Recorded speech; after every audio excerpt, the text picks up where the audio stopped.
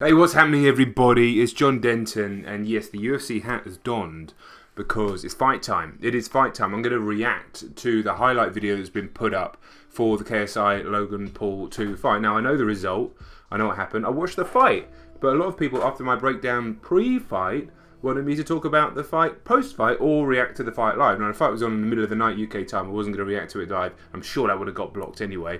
I've seen other videos reacting to this particular video, though, so I think we're going to be all right. So expect this to give my thoughts on the fight, what I saw happening, and also maybe I'll change my mind, see some clips in this. So we'll see, make sure you subscribe if you're new. There's a Patreon link down there if you want to support the channel. All right, quickly before I go in, having watched the fight first time, I actually thought Logan Paul outboxed KSI for the most part, with reach, with movement, and by using the jab. Now, obviously, there was a situation where he was docked 2 points. I was confused by both that decision and the lack of any knockdown given for JJ's knockdown shot behind the ear earlier on in the fight. So the scoring was ultimately very confusing. I'm assuming that had Logan not been deducted the points, he probably would have ended up winning on the scorecards. But then again, I need to watch it all again. So let's check the highlights.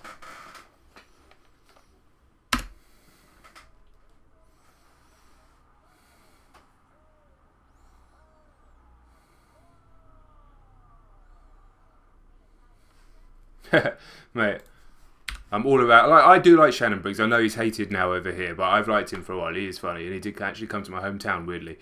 But I do like it when he puts the hood over Logan Paul's head.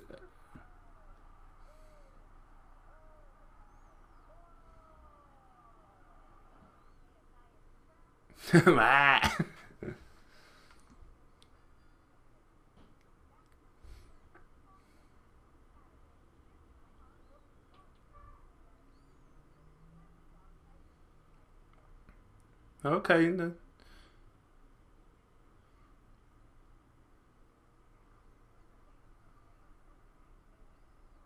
Okay, whoever made this video is insane. They flash up round 1 as their own scorecard, as their own title card, and then go straight to round 3. But fine, I mean, this is guess how the American entertainment news is done. It drive me absolutely nuts. Yeah, like you could see JJ there even early on. He's throwing a lot of heavy leather, and not hitting. He was just whiffing all these heavy punches. Oh, I don't want to see this thing about Wiz Khalifa again. Round 1. That was an okay shot on the shoulder. Miss. I know that one. That wasn't the miss. That was a knockdown. Round 3. So that was a good shot. And he did catch him there. And it wasn't scored as a knockdown.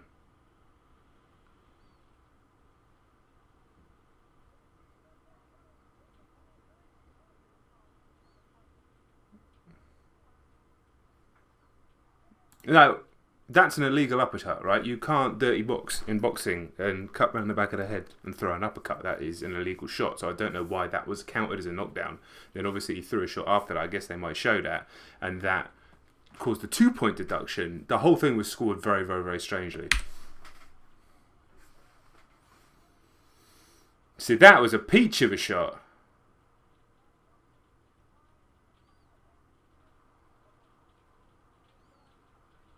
Again, he's just not connecting.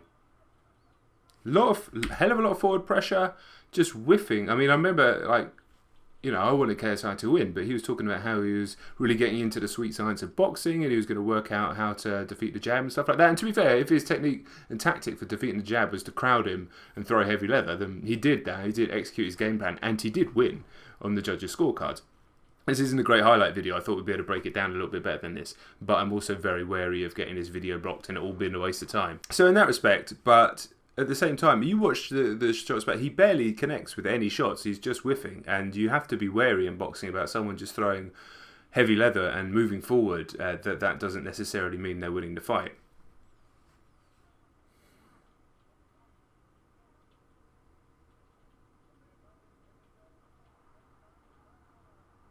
Mate, there's 2 different. I haven't watched much post fight, but there's 2 different interviews he's mentioned that. It's like, just got to give the man respect. If you're saying that you lost, you just got to give the other man respect. It's as simple as that. I believe that ultimately with the size advantage, with the probably superior technique with the jab, with decent movement as well from Logan, he should be winning 10 times out of 10. He's a bigger man. He's a more athletic man. You know, he is a couple of weight classes above, really.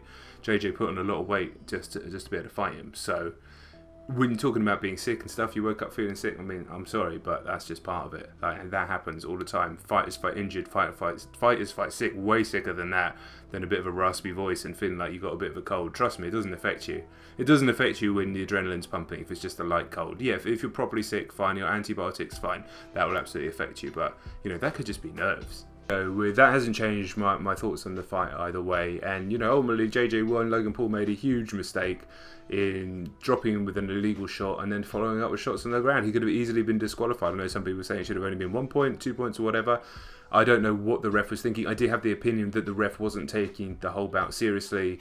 And to be honest, he was employed by the commission. I'm sure he was paid well to do the bout, so he should have taken it as seriously as any other bout. It was a main event on a large pay-per-view. It's done some of the biggest numbers of the year and some of the biggest numbers of all time, by what I understand, admittedly at a lower price than some major proper boxing matches. But ultimately, JJ won. I'm pleased for him. He put his heart and soul in there. And that's the thing you have to say about this fight. I know there's been a lot of criticism about it from some boxing purists, but the bottom line is it was a first professional fight. It's in a completely unusual, unprecedented, and will probably never happen again situation where someone's first professional fight is main eventing a major card above proper boxing matches, world title boxing matches, I should say.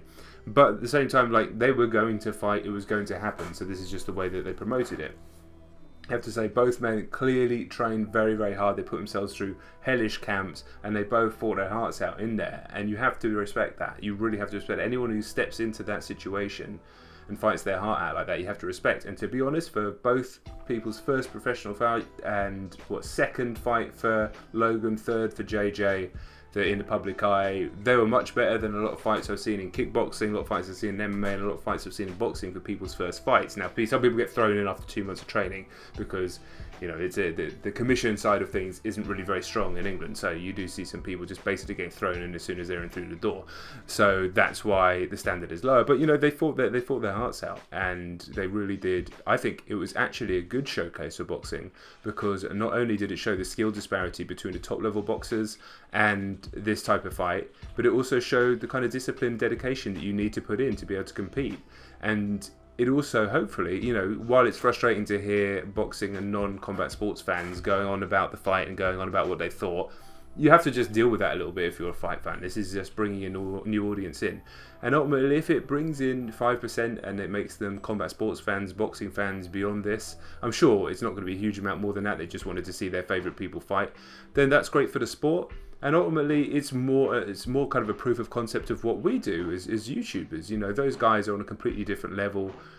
Calling them just YouTubers is almost a little bit underselling who they are and what they do. But at the same time, they have built their careers up on social media, on video platforms. And they are some of the most famous people in the Western world right now. And they created an incredible event, times two, but this one was a completely different level. And credit to them both. I don't want to see it again. I'm not necessarily interested in watching any more YouTube boxing. If JJ is going to continue boxing, I'd like to see that. I'll definitely be interested in seeing him box, but now just to fight professional boxers, low-level professional boxers, people with, you know, 0-1 records, 1-0 records, which is who he should be fighting now. Obviously, you still build the event around it. It'd be incredible TV. It's going to be extremely daunting for whoever has that low record to go and fight him, just because of all of the craziness that will go into it, as opposed to your normal first fight, which is just on the undercard of a local show in a bingo hall somewhere. Nobody apart from a few people from your gym and your family are probably going to be there. So, you know, credit to whoever takes that fight. I'm sure there's going to be plenty of people who think they can smash him up, so they're going to do it, and they want that. They want that showcase, but will they be able to deal with the media circus when it happens? That's going to be interesting. So I do kind of hope he does continue. He doesn't need to. You certainly don't want to see the man get hurt, certainly see the man get injured, but this is clearly his passion. I think he feels like he needs to prove this to himself.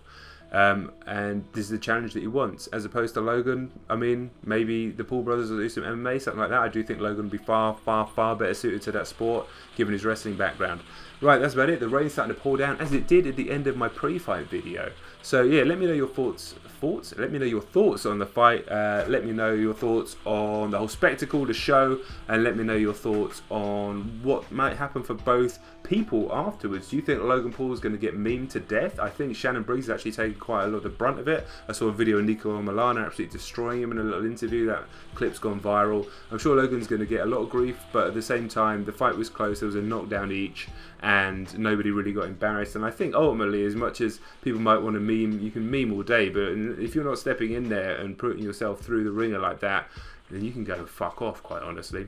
So that's about it, guys. I hope you enjoyed the video. You know, this is a music channel mostly, but I do like to do other types of content, talk about what's going on in different types of entertainment medium. So yeah, that's about it. I'll catch you on the next video. Make sure you subscribe if you're new. There's a Patreon link if you want to check it out.